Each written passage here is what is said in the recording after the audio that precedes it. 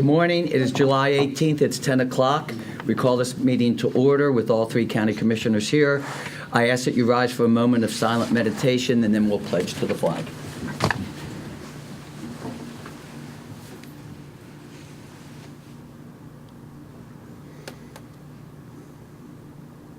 Thank you.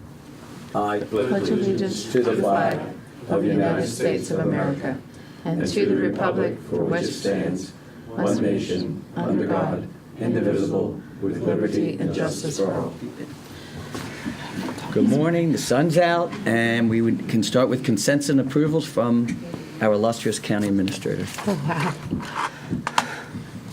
We have 22 exonerations for $4,537.62. Minutes for July the 11th, 2018. Vouchers for general county, $242,832.45. 911, $10,763.55. Home confinement, $240. Chestnut Ridge Park, $999. Camp Muffley, $2,273.72. Mason-Dixon Park, $375. Fire levy, $60,254.09. Recreation levy, $54,382.98. Assessor's valuation, $2,423.75. Purchasing card vouchers, general county fund, $37,185.73. 911, $10,534.90. Chestnut Ridge Park, $1,727.42. Camp Muffley, $1,185.30.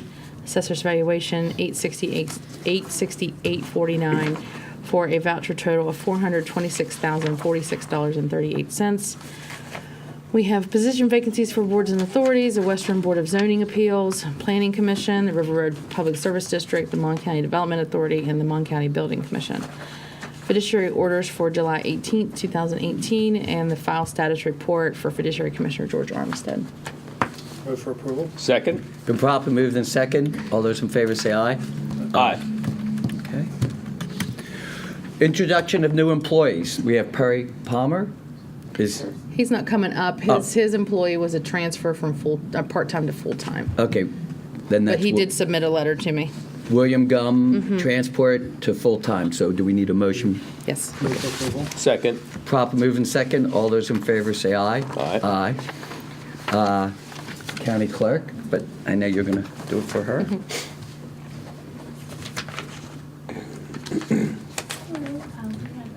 Amy Weister, she'll be starting, she started on July 16th as a new probate clerk in our office.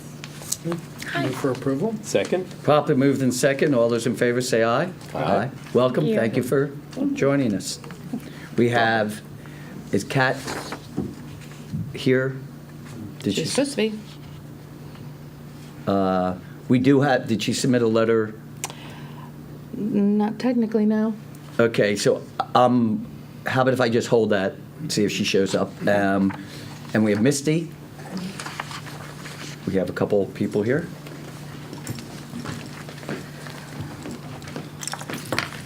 Hi, I have Conrad Phillips. He is a part-time seasonal lifeguard. Rate of pay is $9.25 an hour. And I have Jade Spina. She will be cooking in the kitchen. Part-time seasonal employee, $10.25 an hour.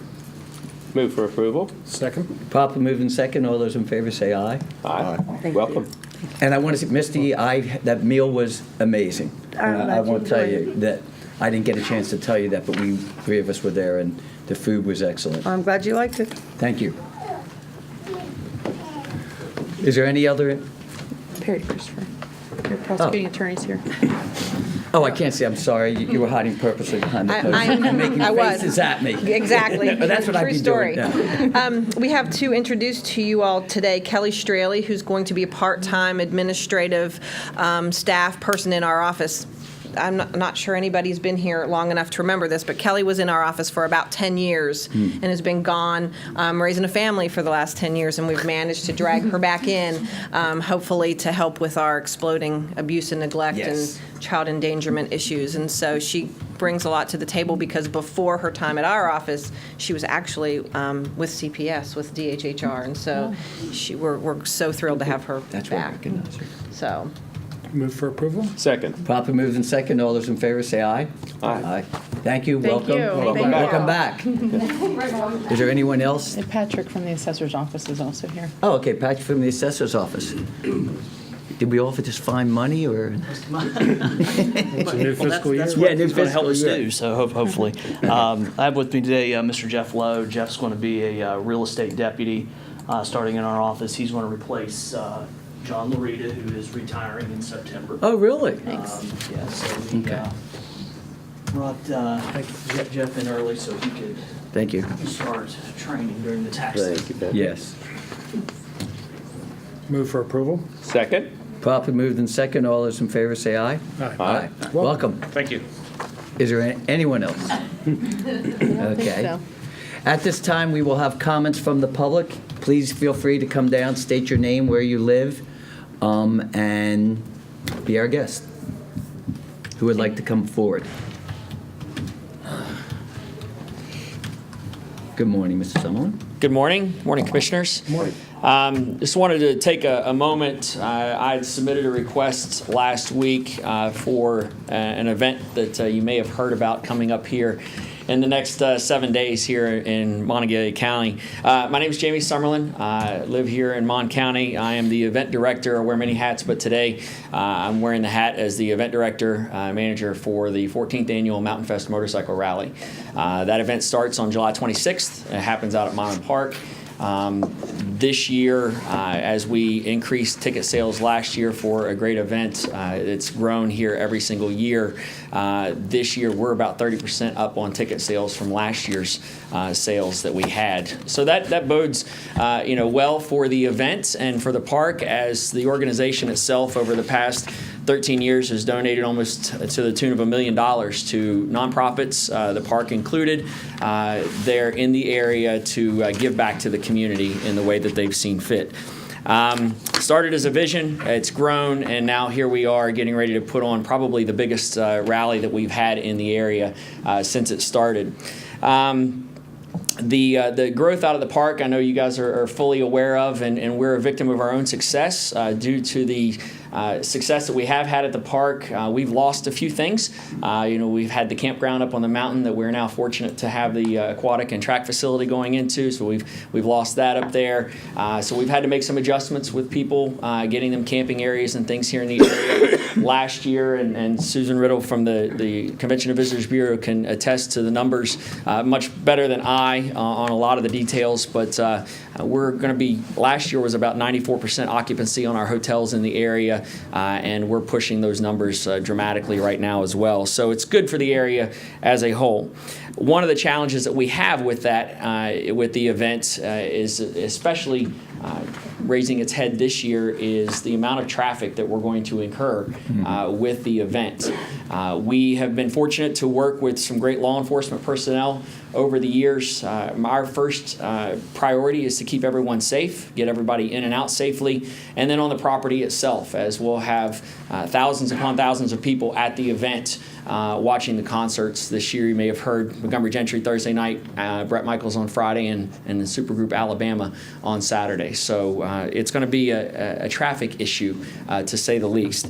We've engaged the County Sheriff's Office this year to manage and handle the law enforcement coverage for the event.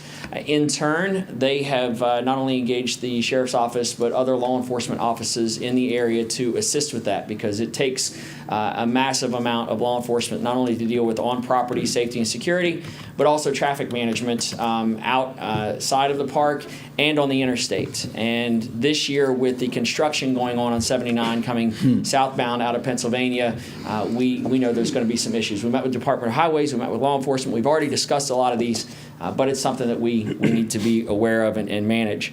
Due to all of those issues, and I know it's not been something that the organization has done so in the past, but I thought it would be remiss if I did not try to do this. I wanted to put a request into the commission to assist the event on the law enforcement cost side of the event. As you know from the marathon, the commission has been gracious enough to help support it. This is much larger in scale, hours-wise, manpower-wise, and everything, and it's something that we as an organization wanted to at least put in front of the commission to see if we might gather some assistance to help offset some of those costs. The ask that we put in last week would go directly to law enforcement costs. There would be no money spent outside of those dollars given to us for any other entities within the event. We do engage MECA, we engage EMS, we have fire departments involved, and our ask last week was just 25% basically of what our safety and security costs would be for the entire event. So we're not looking for the entire coverage. That would be great, but that's, I don't want to be greedy. I want to at least try to get some support, open the door up, and give us the opportunity to continue to give back even more as we've done each and every year. So I submitted the request. I assume everyone's seen that. I'm happy to answer any questions, but I at least wanted to give you a little background as to where we've come from and what I'm doing here today in front of the commission. So happy to answer any questions. Well, for clarification, what we will do is put it on our work session this afternoon to discuss it. And then we will call you if we have any questions. How's that? That'll work. Thank you. Thank you very much. Is there anyone else who'd like to speak? Seeing none, we will close the comments from the public. Colleen Kuhn, how you doing today? Okay, how are you?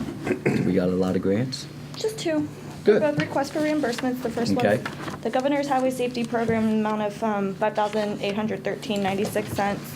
And the next one is the Day Report Center grant in the amount of $25,021.78. Do I have a motion? Motion to approve? Second. Properly moved in second. All those in favor say aye. Aye. Aye. It passed. Slow vote. Slow vote. It's the Nashville vote. Sorry. That's all right. It's the Nashville vote. We were in slow motion. Okay, at this time, we now have Susan Riddle, Executive Director of the Greater Morgantown Convention and Visitors Bureau Annual Report and Update on Lodging Tax Ordinance. And I believe the public is going to be very pleased to hear the report. I got to hear it yesterday at the board meeting. Good morning, So, Commissioners. Good morning. Thank you for the opportunity of being able to appear before you. We have a couple things today. First of all, excuse me, in front of you all, you have our 2017 annual report. What we did this year, it looks a little fancy, but what we did is we piggybacked off of the state CVB Association format. So there's a lot of economic data in there that's generated through the state of West Virginia, the same message that we send throughout the state as a whole. It is also somewhat branded as a regional report. We are part of the Mountaineer Country region, which is a 7-county area in north central West Virginia. Mon and Preston County, which the Greater Morgantown CVB already represents directly. Then in the Mountaineer Country region, there's also Taylor, Barber, Marion, Harrison, and Doddridge counties, which we're doing our best to work together more and more. So you'll actually see some of the statistical data that's in there. On page 4, you'll see in a black box our social media activity in comparison to the state CVB Association. Some other statistics as far as tourism saves every household $700 in taxes per the Dean Runyon report that was commissioned by the state of West Virginia. You'll see our financial statement for 2017. We do have our books audited, and this information does tie to our audited statements.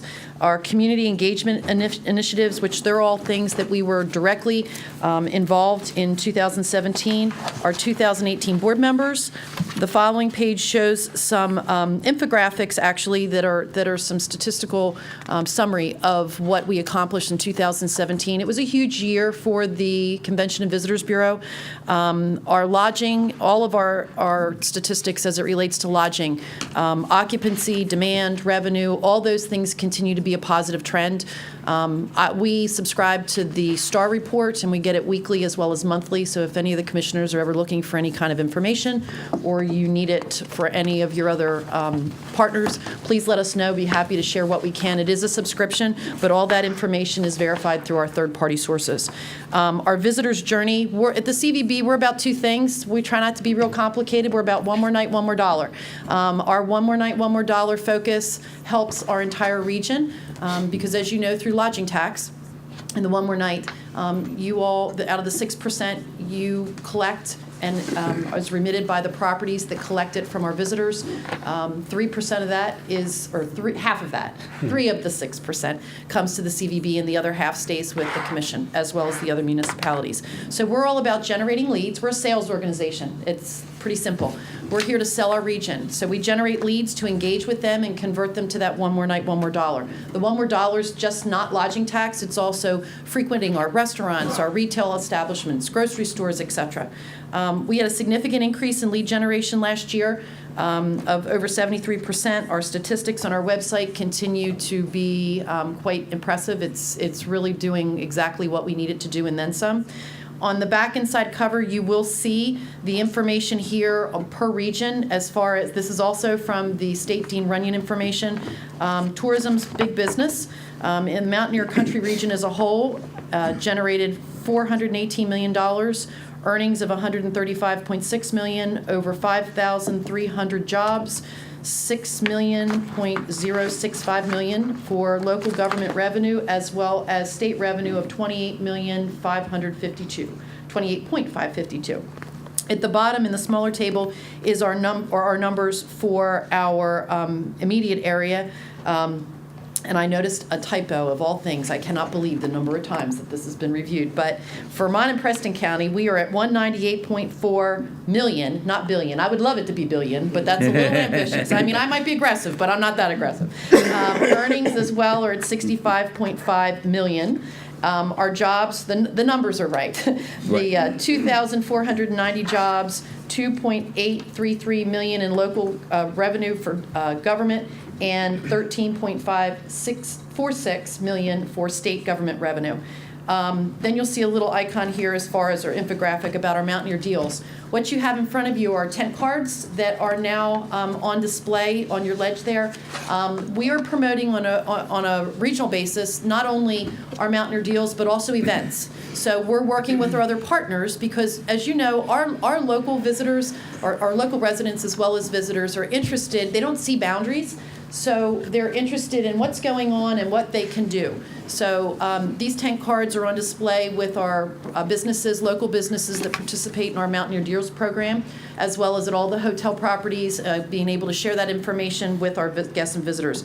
When this report was printed, we had 69 on our website. Now we have over 100. And just as one of our more recent additions that I'm really thrilled with, Bourbon Prime at the Marriott added a buy one, get one. So you can go on Mountaineer Deals, you get really? an entree, and you get a free entree. So please check that out. Mountaineer Deals support all our local businesses. So that, and you can sort it by whatever your interest is. On the back of our report, the return on investment as far as tourism dollars are concerned is 8 to 1. And you will see we do have some testimonials and quotes and things in here. If anyone has any questions about any of the information here, I would be more than happy to entertain any questions at any time. We will be circulating these reports and have them available to all of our partners as a whole. I also included for you that's more recent, my recent July Executive Director report on the CVB. So if you really want to know the different activities that are going on, there's a lot. This is a lot of bathroom reading material, although it's very important to us. And last but not least, this summer, we started working with 2 WVU law students, which I here have with me today. Great. I have Riley Rogers and Eric Winnott. They have been heading up our uniformed lodging tax ordinance. So my communication coordinator put together this quick little handout here as far as 7 reasons to let the CVB help you with our lodging tax ordinance. And I know you all are very familiar with and have been extremely supportive to date about the need for us throughout our region as best we can to have all work off of the same playbook. And what's been interesting is it's been fun to listen to Riley and Eric. They're like, most of these ordinances essentially say the same thing. They just don't look the same. So they've gone through and there's actually a draft that they initially put together. So the things that they've done, we want to increase collections, we want to increase results. You know, the more dollars that are collected, the more tourism dollars there are to get that return on investment of 8 to 1. We are offering to municipalities, if it involves Once we get this all approved, because this is our first run of getting this out to the various municipalities, we are going to be willing to support any costs that might be involved with, whether it's publicizing or legal counsel review. If that's requested or needed, we'll be there to help with that. Because honestly, a uniform ordinance for all of our partners is so important to us, and it will really not only incorporate best practices, but will make us so much more efficient, and we'll be able to take the resources that we spend on inefficient process that we have now and really use them to the highest and best use and getting more for our dollars as it relates to maximizing our tourism efforts. We've incorporated some best practices, simplified the process. Number 6, more money, less problems. Efficiency is the key word through all of this. And number 7, on the horizon, we've had requests from more than one municipality to see if we could work in some type of audit function. So I know you all have had the state auditor, Auditor McCuskey, here before with his open checkbook Yes, program. West and whatnot. Virginia Yeah, checkbook. I've met with him, and he is more than willing to work with us as far as trying to facilitate into the current program that they have in place with actually more WVU students through the business school, going out and doing some of the municipality audits. So he wants to talk to me once we kind of got through at least our draft and see what kind of feedback we've gotten so far. So that, I always have a lot of information, but I've also been often accused of taking too long. So that's my streamlined pitch and report. Does anyone have any questions for either myself or Riley or Eric?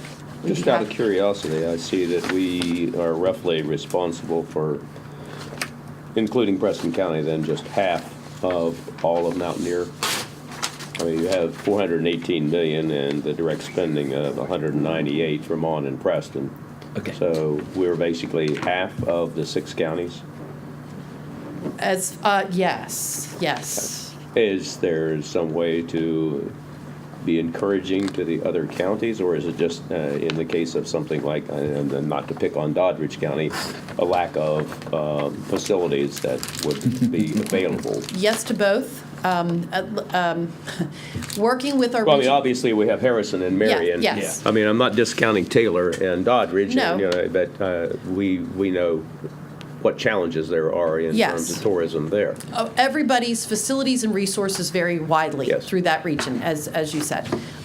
We are, one of the things we're already doing, we have a public relations and communications meeting. Actually, it's going on right now, every 2 weeks. And we open that up to and encourage partners throughout the region to participate. I'm excited with our efforts, the results of our efforts. We've had multiple counties participating in those meetings regularly. They call in, they often will show up themselves. We are really very fortunate, extremely fortunate, because of Monongalia and Preston counties working together. We at the CVB were able to do things like have a subscription to TripAdvisor that nobody else has, and that drives a tremendous amount of traffic to our website. Effectively, Commissioner, we have the infrastructure that most of the other CVBs really struggle with or don't have at all. So we're trying, just like Preston County makes us better at the CVB as far as what we have to offer, and because we have different types of visitors. Yes. And, there's a lot of history between Marion County and Doddridge County. Not that we don't have history in Mon County, but there's a lot of real key areas, and for that matter, Preston County with the Arthurdale Heritage location. So what we're trying to do, we do a lot of itineraries on a regular basis. One of the things coming up, we have the West Virginia Governor's Conference coming in Mon County on September 17th or 18th through that Thursday. They're going to be having it here. We'll be working on itinerary planning with them because we want them to come and experience the region. And honestly, we have more facilities in the form of hotels and restaurants and things. Often what we will have here is we'll have visitors that come here and then they do, I call it a shamrock pattern. My sidekick, Kay Fannock, calls it a hub and spoke. That's a term in the hospitality industry, where they stay here. but they go out and they do things and they come back for a day. And then they go out the next day and they come back and do things for the day. So whether it's going to the Monongalia County Ballpark, or whether it's going to Cooper's Rock or Prickett's Fort or whatever, often, we have different facilities in all locations to meet different visitors' needs. So they make us better, they make us richer, they make us have more to offer, but we have the infrastructure, honestly, that nobody, like for instance, our website is ADA compliant, and I know that sounds crazy, but that's a requirement these days. And we are also GDRP compliant, which is something that most websites haven't even scratched the surface of yet. I know the university is already well into that process. That's the result of Google and Facebook selling leads through the election process, and the GDRP are the requirements that are actually European requirements and standards. As far as how we get our information, what we share our information, it's involved. It's involved. But we are, let there be no doubt, ours is exactly what it needs to be. So to the extent that we're able to assist and support and share, our events calendar, we're putting regional events on our events calendar. We didn't used to do that before. We've geared up to the point we can do that because the events calendar we have close to, we're flirting with over 1 million people that use our events calendar every year, which just blows my mind. So it's not. You are to be complimented. I over the course of the 3 years, obviously, I've been a supporter of tourism because I've often stated that I want people to come here, spend their money, and leave.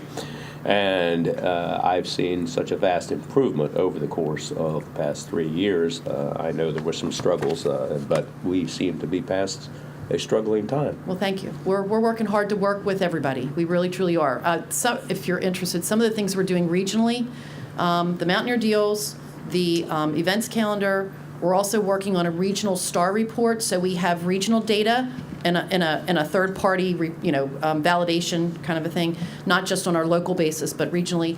And we're going to be working on, and I even hedged to even say this, but I'll throw it out there. We're going to be working on our visitors guide that we do every couple years, and I'm going to be working really hard to attempt to make that visitors guide more of a regional piece. Yes. In addition, also make it a more of a piece that's kind of tied into more economic development kind of a theme as far as recruiting and whatnot. Because regardless of all the organizations that are out there, nobody really does customer service and hospitality like we do at the CVB. Cookie and Rachel and Kay and everybody, they do a phenomenal job. And even when people have requests for information to other organizations, they tend to send them to us. So I'm going to be collaborating with several of those other organizations, whether it be Chamber of Commerce. Mark and I are working with some information from the Economic Development Authority, trying to get some other information in our visitors guide, because we print 30 to 50,000 of these, and they go everywhere, whether it's recruiting of new people to come to the area, whatever. It's not just visitors. So we're really trying to do our part.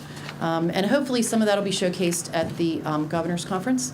We're really excited to have that here. I've got 60 days to pull this together, and we've got our 2 key events, our 2 pillar events, plus the Mon County Fair, plus, wine and jet, a whole bunch of stuff going on. So it's great. It's not just a great time to be a Mountaineer, it's a great time to be in our region. So. Sean, do you have any? Yeah, thank you very much, Susan. As always, you're one of the few people that when I ask for information, give me twice twice more than I need. But it's good to see that you're taking this information and you're acting on it. You're digging deep down into it, and you're making decisions based off of that. So it works. And from the time I've been on commission, I've seen you do phenomenal things in the past 2 years with the CVB.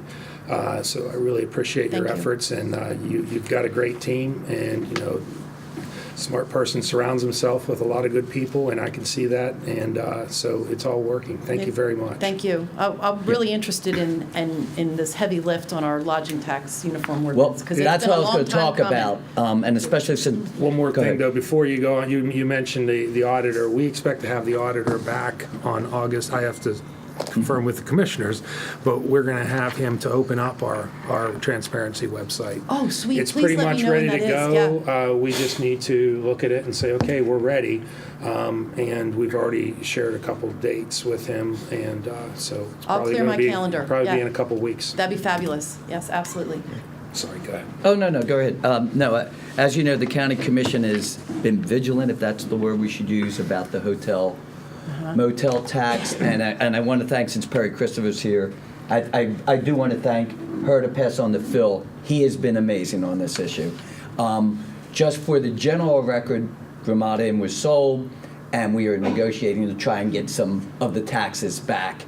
And it's working very well. But, I mean, we would never have had that without your department. Yes, thank you very much. Pushing that. I would also recommend if you would make a copy of this to give to Perry so she could also look at this. I think it'd be really important because I want to congratulate I want to congratulate the two of you because you have in there what we've been requesting, which is you have it down as 99 penalty. Section D about the director may collect taxes due and unpaid after 60 days. One of the problems was there was no teeth in any one of our ordinances. So I want to appreciate that you do this. We are going to move forward, and we're always looking for something the commissioners and the cities can say we did something together. This could be the first step. So I think you really don't understand what you're setting the precedent for us, and we do appreciate it, and we want you to stay vigilant like we are, because we are going to make sure that when people come and they pay their taxes to the hotel motel tax, it is given to whether the city or the county. And I'm very appreciative of this. Well, this is just the first draft because Yes, we've had but some at least it gives us difficulty. a start. Yeah, and I appreciate the fact that you're on. Anyone can be on our mailing list. Yes. We do send out information pretty consistently, but yeah, this is the attempt. We figured that reaching out.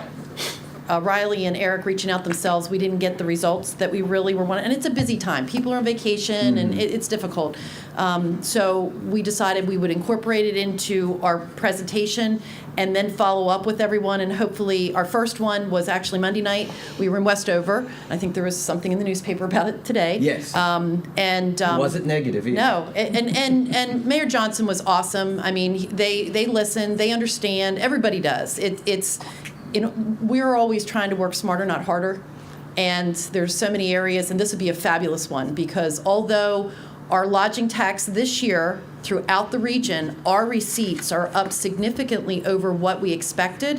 What I expected last year off of the STAR reports that we use on a regular basis, we did not realize. So we know there's always a delay in how long things take to get to us, but you can also see, it's a challenge for particularly unlike you all, some of these small municipalities may only have 1 or 2 lodging properties. Right. And it's just not a priority with all the other things that they do in running their municipality. So hopefully we'll be able to work with this and we'll keep it moved forward. I told the Riley and Eric that they're on board until we get this further along, because any movement forward will be a plus for us, but we're also working with 8 municipalities and they're all going to look at it and they're all going to make comments, and then we're going to try and be the sand in the sandbox that we all the glue. the glue, whatever. So thank you very much, and we do appreciate your work. Thank you very much. At this time, before we go to correspondence, we have requested Dr. Lee Smith from the Health Department to come and give us a quick update, Cliff Notes version of what he is about to be dealing with and what we may be dealing with. If that's correct. Morning, sir. Good morning. Way to say it. Thank you. I'll give you mine if you minutes if you don't mind. So I'm going to give a brief update of where we are with hepatitis in the state of West Virginia. The important news is there are no cases in Mon County, and there have yet to be any documented cases where a food handler has infected a patron across the state. So the 2 big key pieces of information. That's the good news. The bad news is that our numbers in this state continue to grow at about 100 new cases a week.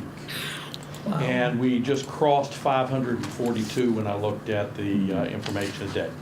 So just as a little bit of an overview, when I was in medical school, we were taught hepatitis A, Doesn't mean anything. People get it. They survive it. We're moving on. That's all you need to know. Unfortunately, what happened in California is the county and the city of San Diego decided to remove the homeless from the downtown area, and they had some warehouses that they used for housing the individuals. However, it wasn't quite well thought out. There was no running water, there were no facilities, and people do what they do, and someone came that was infected, and shortly it started spreading. And I have in the information here that San Diego ended up with 600 some cases.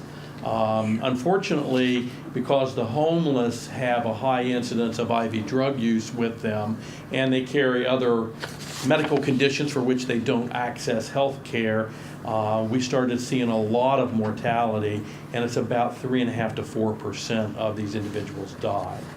And so the homeless group started moving around. There was a mobile group, and the CDC has done the testing, and genetically this is the same strain of hepatitis that we are experiencing that started in San Diego. It's also been in Michigan. They've got about 800 cases, and like I said, we just crossed 542, and we're growing at about 100 a week. And so the transmission, it's not magic, but it is fecal oral. So people who are non-hygienic can get it on their hands or on their clothing. So close personal contact with someone, it can be sexually transmitted, and behaviors associated with drug use. And it's not just IV drug use, but it is other forms. So if I have it on my fecal fingers and I pass you something, you can share in the glory as well. So the risk factors that the CDC has identified are homeless, those who have direct contact with people who have hepatitis. So these are all your first responders. If you travel to a country, so if you travel outside the United States, there's a lot of hepatitis A. Men who have sex with men, injection and non-injection drug use, people who have clotting factor disorders, chronic liver disease, household members, and then close. Foreign adoptees sometimes are not screened adequately when they come in the country. So once you're infected with hepatitis, about 2 to 3 weeks later, about 70% of the people infected will come down with jaundice. Otherwise, it's aches, it's pains, belly pain, and not everybody gets jaundice, but about 70% do. The good news is that it does pass without any significant care if you're otherwise somewhat healthy. But if you're immune compromised for whatever reason, you can have a worse outcome, including death. So as I mentioned, in San Diego County, they had 589 cases, 400 of which were hospitalized. And that's sort of the big story here, is that it takes up a lot of resources, and they've had a 3.4% death rate. Michigan had 846 cases. These numbers continue to grow, by the way. They've had an 80% hospitalization rate and a 3.2% death rate. As of actually, I didn't change the date, but that date should be today. 540 cases, 65% are requiring hospitalization. We've had 2 deaths in the state, and the big thing is that many of these individuals already have hepatitis C. And 57% are men. The range is from 14 to 82. The average age is 37. Years. Then there's a graph that's showing sort of an upward slope, and then the most recent state map where there are 19 counties that are showing where the individual, and these counties are listed by where the individual resides. So if their driver's license said Kanawha County, even though they may have been in Martinsburg, it gets listed as a Kanawha County case. The next is a little bit of a calendar. So if you have someone that in the food industry, and this is particularly hard hit Kanawha Valley, is that if you have somebody that's in the food industry and they become jaundiced, is you go back 2 weeks to see who they may have infected. Again, no food handler has infected a client, but the health department goes in and inspects the restaurant. And if they're hygienic and have good sanitary practices, nothing further is done. If they go to the place where the person works that has hepatitis A and they are non-hygienic and they don't have good sanitary practices, then that 2 weeks, everybody who was in that establishment, it gets posted in the newspaper, and that's where the news story starts standing out in front of the restaurant.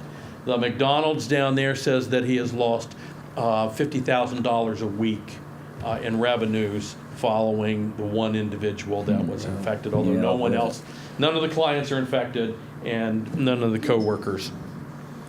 And so there's been quite a push to try and get individuals who are sick, whether they're a child, keep them home from school. If it's a worker, keep them home from employment.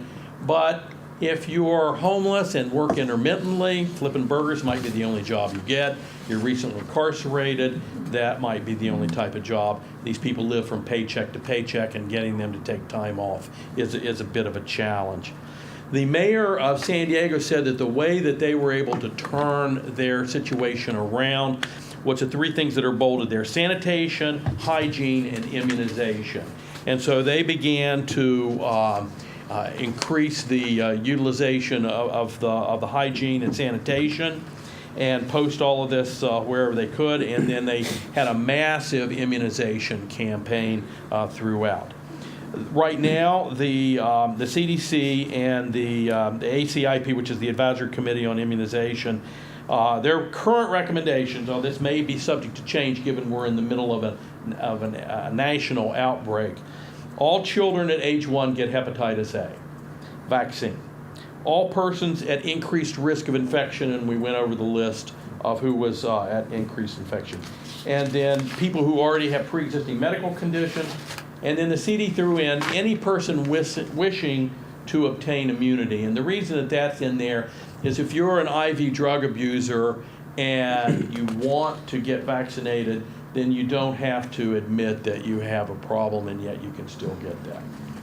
So in Charleston, what has happened is that they have released vaccinations, and they are vaccinating all of their food workers and all of their first responders. We have received 100 doses of hepatitis A vaccine from the Center of Threat Prep, from all places, to inoculate our first responders. I've been in touch with Sheriff Palmer, and we're making arrangements to get 37 of his deputies inoculated, and that'll be for free. The remaining of the 100 will go to city police, and then if we can get fire involved with that. EMS are attached to the hospital, so they'll probably get that. We do have other doses that we will bill Medicaid and Medicare for. So we're fairly well stocked, and we've been going to the Bartlett House and the soup kitchens and the any other homeless shelters that we can find, and we've given out about 100 doses for free to the group of individuals. I was at a public health convention last week, and I sat beside a guy from St. Louis, and I was asking him, it's in Michigan, Arkansas, Ohio, and are you guys having that same problem in St. Louis? And he goes, no. He says, we mandate that all of our food handlers are required to have hepatitis A and B as a vaccination. Now, I'm looking at other ordinances to try and get, the proper amount of research done. If that could be billed off to state insurance, if you can't afford it, we can do that. If you're getting it, the other thing that's occurring is that pre-K now is required to get it. So let's just say age 5, by the time they're 15 and working at the pool flipping burgers. So you got a 10-year gap in there that will eventually catch up, that people will be well inoculated. So in this next decade, we need to concentrate on how we're going to get the majority of these people who are at risk vaccinated, so that we're not incurring the costs associated with hospitalizations and such.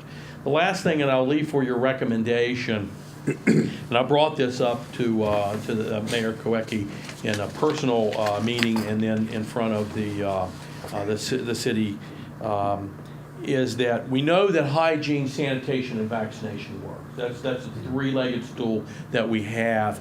And if there could be additional lavatories, running water, even those hand, on a stand just to wash your hands type of thing, where the homeless gather, it will help prevent this outbreak. So again, we have no cases in Mon County. There have been a case in Taylor County and a case in Harrison County, but they were both associated with travel to Kanawha County, and so Kanawha County gets to put those on their roster. And we have some people hospitalized, but they're having that. So that's the story. I'll keep you updated as news comes in. But again, the only thing that I think that we can do right now is to vaccinate all of our first responders, and I'll have some research done on what our advice might be in terms of food handlers, because we don't want to generate a huge expense for people, but if we can get this paid for by insurance, then that would remove that from the individual. Does anyone have any questions? No. No, it's bleak, but I really appreciate what your health department does and staying on top of this. Thank you. We're trying. Thanks. I have one question for you. The Pantry Plus More program once a month gives 1,500 pounds of fresh produce. In fact, we're doing it this Saturday. If you had a small little information sheet, we do 300 families to 400 families each time. Okay. We'd be more than willing to have that, so when we give them the food, give them that at least. And again, I'm not sure what you would want to get out to them, whether it's just some general information Sure. about that or where they could go. And that's just something that we'd be more than willing. And I said it's this Saturday, so if you can get it to me on Friday, we will put it in with all the food as the Okay, people go through. that's great. Thank It's you going to for be right that next to the opportunity. farmer's market, but, Okay, okay. appreciate it. Thank you. Uh-huh. Ooh, now we're going to have some fun. Correspondence. First, letter received from the Planning Commission member, Nancy Jameson. She has decided to give you her notice of resignation. It's very short and simple, effective July 11th. Okay, do we need a motion to accept? Motion. Move for approval. Second. Properly moved and second. All those in favor to accept the letter received from Nancy Jameson, say aye. Aye. Aye. Fine. Are there other correspondence? I have no other.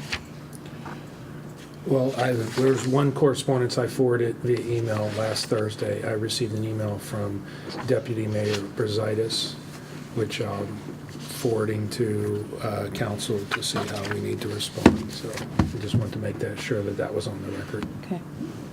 Okay. I also received a letter, and I'd like to read it, please, from Don Williams, District 4 Engineer. Dear Mr. Bloom, as I'm sure you're aware by now, there will be a record number of transportation projects in Mon County over the next several years. In response to these planned improvements, I'm pleased to announce a new and exciting local initiative to provide enhanced communication throughout the study, planning, design, and construction of all these construction activities. This broad-based effort will provide public information through consistent messaging and collaboration with the multiple entities that will be involved.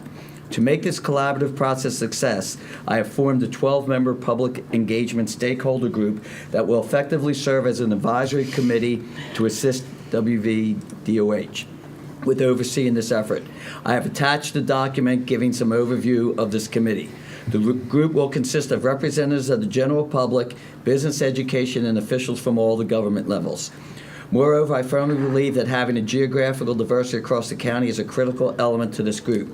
I respectfully ask for the Commission to select one individual to represent the Mon County Commission on this stakeholders group. Please advise me as soon as possible. I brought that up because receiving the letter, and I think all three of us may have received it, I would be very interested in serving on that committee if that was permissible. So be it. Sean, is that okay with you? Yeah, that's fine with me. Okay, we will send it back, but I promise I will Do you keep- want a motion to that effect? Yes, could I have a I motion? would move that we appoint you as our representative to this committee. Second. Properly moved and second. All those in favor say aye. Aye. I assure you, I will keep you quite abreast because I have a feeling that many of the calls will be coming to me, and I want to make sure that you're aware of all the situation that is going on with our roads. But I do appreciate that. That was one of the requests that came out of the North Central Caucus on roads. And I believe that Don Williams is coming through with our request. Well, he's listening. Yes. That's the key element. Any other correspondence? See, any unfinished business? No. Any new business? We have consideration of intergovernmental agreements for dog warden services between the county commission and the municipalities for the period of July 1 through July 30, 2019. I mean, this is just a continuation of the project that we've done for the last few years with the city of Morgantown, Star City, Westover, and Granville. The amount for the city of Morgantown, the annual amount is $29,294.50. They had 187 calls last year, so the total per call is $156.65, and that's what we base the rest of the municipalities on. So Star City had 8 calls last year, so their annual total was $1,253.20. Westover had 13 calls for $2,036.45, and Granville had 30 calls for $4,699.50. So the cities will either choose to pay that amount all up front, or they can spread it over 12 months, depending on what they want to do. What do we estimate the cost per call? $156.65. Okay. Move for approval? Second. Properly moved in second. All those in favor say aye. Aye. Okay, consider appointments of Pleasant Valley and Cheapview Public Service Districts. We've had applications from, for the Cheapview Public Service District, we received one application, Carl Allen Colbank, Stewartstown Road, to the Cheapview PSD. You guys want to go ahead? Yeah, do that one first. Move for approval. Second with discussion. Yes. Properly moved in second. Go ahead. Do we know anything about the individual? Yes, I do. Okay, that's all I was wondering. Yes, he's solid. Okay. Okay, I just wanted to make sure that we're ensuring that we're just not No, filling a seat, no. that we're putting individuals that bring a talent to the table. Right. That's been properly moved in second. All those in favor say aye. Aye. And And the second is a reappointment, Brenda Kogar. Right. She's been serving on the Pleasant Valley PSD for many years Yeah. and would like to be reappointed. Move for approval. I know her as well, so. Second. Very solid. properly moved in second. All those in favor say aye. Aye. Great. Is there any other new business? Great. Reports from elected officials. Ed, you get to go first because you weren't here last time. We have elected official there. Yes. Oh, elected, yeah. Is there any reports from elected officials? No one ever says anything. Just giving Okay, them now I'll go to consent. county commissioners, sorry. Well, you're an elected official. Thank you. Though at 4-H camp last week, we were happy to entertain my fellow commissioners, having them join us for dinner one evening. On the other evening, our superintendent of the schools, Eddie Campbell, came, as well as board member Ron Lytle and his wife. So it was really, if you were there and you got to listen to the young people that were also seated at the table, it was really a revealing to me that our generation that is coming up is going to be doing very well.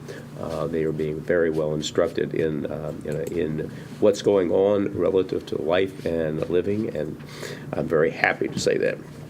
Yesterday was the OR meeting on construction of the Extension Office and 4-H Center, and last night it was my pleasure to be in the Clay District Fair Parade, enjoying the festivities. It is fair season. I'm especially pleased to see the grounds. I've been going to the fair for many, many years, and the fair has been hampered, if you will, by a number of obstacles, older buildings, overhead wiring, and the effect. And so there is a new building on the grounds.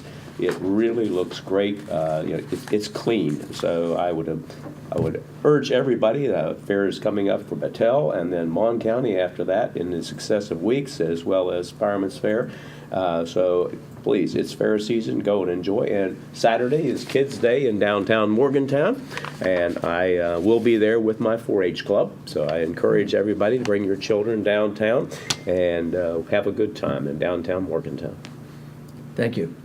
Excellent.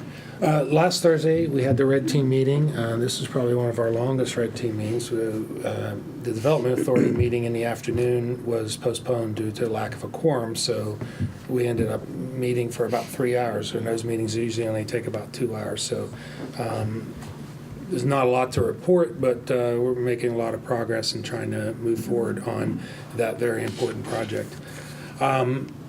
This week, yesterday, I had breakfast. I started the day with a breakfast meeting with Delegate Statler and the President of the Board of Education, Ron Lytle. Then I went from that to the OAC meeting regarding our extension building, and things are moving in that regard. Last night, as Commissioner Hawkins mentioned, the Clay District Fair. I was very impressed with what the Clay District Fair Association has done with those grounds. We've met them halfway to help fund them, and they've met every milestone that we've set in regards to community participation and regards to the overall project. So it was pretty impressive, and I was amazed at how many people were there. So it was great to see. Obviously, the weather probably has the best indicator of that, and I wish them continued success with the weather this week and going into next week with the next fair. I also got to meet the new school superintendent last night. He came out and was at the fair, so I got to meet with Dr. Campbell, and looking forward to working with him. Thursday morning, I have a Milan Park Foundation meeting, and then I have a lunch meeting, and then we have our MMPO meeting, so it's another busy week. I've been going back and forth with Auditor McCuskey regarding the OpenGov program that we're participating in. We had our first call with the actual developers last week, and I was really surprised. Was that the week before you left? Was that Monday? It's about a week and a half ago. But I was really surprised. I thought it was going to be a nuts and bolts, in regards to figuring out how we could upload the data, and they were already there. They've been having communications with the Tanya from the county clerk's office, and at the meeting, instead of I thought we were going to be talking about process and how we're going to get there, it was already done. And it's very impressive. We just got some things we need to tweak. We need to talk internally in regards to when we want to roll out. I've had some conversations with the county clerk. She thinks that 8/1, which is a Wednesday, would be a great rollout. It's the start of a month. We would then have all of our fiscal year 18 information. Right now, the system just has the fiscal year 17 information loaded. So this next week, we'll be finalizing where we're at in regards to fiscal year 18. So we could quickly upload that, start with 2 years of information, and the first is good with JB as long as we do it in the afternoon. So, but he's very interested. He invited us down. His program. He won some award for one of the most transparent state in the country, or something like that, for his efforts with this whole project, and he actually invited us down. Right. The schedule didn't work on his end because he was trying to include the legislators and stuff, and it just got bigger than he said, hey, don't worry about it. We'll really have a big celebration when you roll out your program, and we're going to be the first state to actually, first county in the state to participate in the program. So we're really excited about it, and if that works, August 1st, we'll roll that out in the afternoon. So looking forward to that. Other than that, I've had a couple conversations. I've continued to be working with Mayor Kowecki on our county workshop program, and hopefully we will move forward with finalizing a date and finalizing the actual approval of the actual proposal that we received from our vendor. So I'm really looking forward to that. Other than that, next week I will be in band camp. Other than the day that I come up here, I'll be serving as a chaperone for Morgantown High Band Camp for the whole week. But I will be here on Wednesday. I get a reprieve to come here for the commission meeting, and I'll be going back. So that's Look all forward I've to got. the band stories. Yeah. Thank you. Just a couple items. I know there's been a lot of questions, and since the CVB's here, I do want to mention During the last legislative session, Mon County commissioners were very instrumental in passing a bill that dealt with the alcohol tax bill and the alcohol tax information. We have since learned that they broke it into two parts when it was actually going to go into effect. The first is now in effect, that is, we are permitted to start asking some questions about our alcohol tax, and in the next several weeks, I would like us all to sit down to figure out the exact questions, because I am sure they will only limit to exactly the questions we ask. But I'm very excited about that. Unfortunately, it is also the only bill that doesn't go into effect until January 1, the 1 mile radius. So we got 50% of it, and we are moving forward, and I think that will help, and I'm hoping by January 1, I'm hoping we can get all the cities with you all with the hotel motel tax and bring everything all out by January 1. So that is our goal. It's 6 months, but I think it's something that we should be able to do, and I'm very excited about that. The second thing I want to say is that I was fortunate to represent Mon County in Nashville, Tennessee at the NACO convention, and there were two things that were really exciting that happened. One, I got to meet with several of the Harrison County commissioners, and I explained our North Central Caucus on roads, which they were surprised that they had no information on. So I said that we will personally call them again this week, but they are interested in being a part of our caucus. So that was very important. So that, if nothing else, that was worth the trip right there. However, also, I was also there because the Pantry Plus More won an award for the category of child and youth programs. And while attending the program, I went to the National Healthy Counties Advisory Board.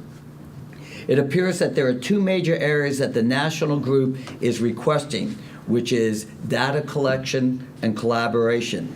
I then was able and was asked to share, I spoke at the program, on how our program, the Pantry Plus More program, incorporated the business volunteers in a collaborative effort. After the program, I was asked by the national staff if I was interested in representing Monongalia County to be on this national committee. And I'm quite excited. The only problem is I have to be vetted, and I gave my information, so I'm not sure yet whether I qualify or not. The other thing, and I'm glad you're here, I had promised Mark Music that I was going to get a collection, and I received some literature that I want to go back to you on about a new computer program and dog tag collections that is used throughout the country. When I told them our fee of $3, they said we were $4 lower than any other state. They could not believe that we were doing it for just $3. And they said they would work with us, but I just thought it was real interesting. But I do have the information. I will be meeting with the two of you to hand on the information and just see if they could possibly work on it, which would then free up people for your people to do other things. So I'm very excited about that. But it was an excellent representation from West Virginia. We did have Mercer County that won one of the national awards, and one of the programs that they did, I'm hoping to maybe talk with the other cities, and as you're looking for other things to work with, this was a really neat idea for volunteers. But very excited to be there, and it is next year in Vegas. So, I mean, hopefully we will be able to be represented there with some other programs. Is there anything else that anyone would like to add? Move to adjourn. Second. Promptly moved, second, we are adjourned.